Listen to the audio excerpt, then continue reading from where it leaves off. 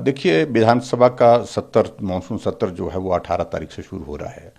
स्वाभाविक रूप से इस वक्त बड़ा मुद्दा तो हिमाचल प्रदेश में जो बारिश और बरसात के कारण जो नुकसान हुआ है उस पर चर्चा होगी ही होगी और होनी भी चाहिए। और उसके पश्चात जो लोग जिनके घर चले गए हैं, जिनकी ज़मीन चले गई है, कुछ भी नहीं, घर भी नहीं रहा, ज़मीन भी नहीं रही, ऐसे लोगों को किस प्रकार से आप रिहैबिलिटेट करेंगे, इस पर सरकार को पूछने का हमारा विचार है कि हम उनको पूछेंगे भी क्या योजना बना रहे हैं आप लोग। और इसके अलावा जो हमारे बागबानों के और हमारे दूर दराज के इलाके की जो अभी सड़कें बंद पड़ी हैं, बागबान गांव के लोग अपना पैसा जमा करके सड़कें खोल रहे हैं क्योंकि उनकी सेब की फसल सड़ करके तबाह हो रही है। सरकार सड़कें खोलने की स्थिति में नहीं हो पा रही है।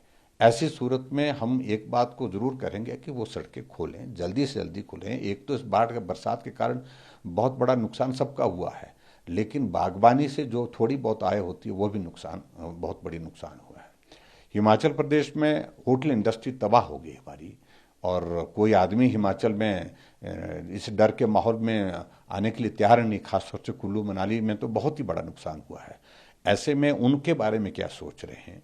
और बहुत बहुत सारे इश्यूज हैं इस बार सत्र के दौरान जो जिन पर हम चर्चा करने वाले हैं। और थोड़ा बहुत अगर बात हुई, अगर उचित लगेगा, थोड़ी गारंटी के बारे में भी पूछेंगे। भाई अब तो 9 महीने हो गए, 9 महीने के बाद जो गारंटी आपने कही है उसका क्या हुआ, उसमें आप कहाँ पहुँचे।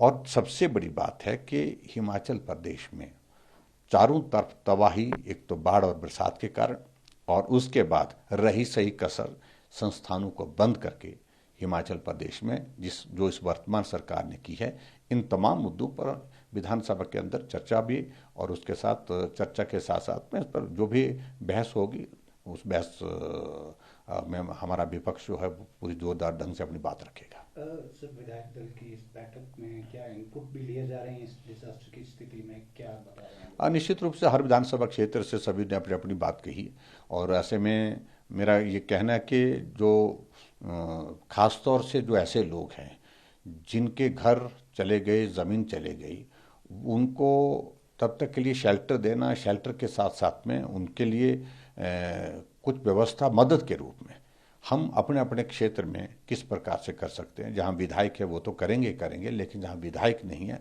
वो पार्टी की ओर से भी थोड़ी मदद उनकी हो, किस प्रकार से हो, इन सारी चीज़ों को लेकर के भी विचार किया है। क्या केंद्र को भी कोई रेजोल्यूशन विधायक दल की तरफ से जाएगा? देखिए, अभी विधायक दल की ओर से तो मुझे लगता है कि सारी चीज़ को लेकर के इसकी ज़रूरत नहीं है। अभी विधानसभा का सेशन होगा तो उस वक्त हमारी विधायक दल की बैठक अलग से होगी, विचार करेंगे। लेकिन केंद्र के लिए मैंने व्यक्तिगत रूप से गृह मंत्री से अभी हाल ही में मिलकर के बात कही है, और गृह मंत्री जी को पत्र भी लिखा है, और पत्र में यही कहा है कि आपने केंद्र से हमको हिमाचल के लिए मदद की है, और लेकिन जो नुकसान हुआ है वो काफ़ी ज़्यादा है। ऐसे में हमें और मदद की आवश्यकता है और आपका सहयोग चाहिए, और उस दृष्टि से हमने आग्रह किया है आदरणीय प्रधानमंत्री जी से, गृह मंत्री जी से भी। और संभव अगर उचित लगेगा तो हम कोशिश करेंगे दिल्ली में जाकर के गृह मंत्री जी से बात करने के लिए, ताकि हिमाचल के लिए और मदद करने की गुंजाइश जहाँ निकल सकती है वो निकले। आखिर में सर, व्यक्तिगत रूप से विधायकों से ये अपील भी की गई है विधानसभा स्तर पर मदद की जाए लोगों की। निश्चित रूप से मैंने सभी विधायकों को इस बात के लिए आग्रह किया है।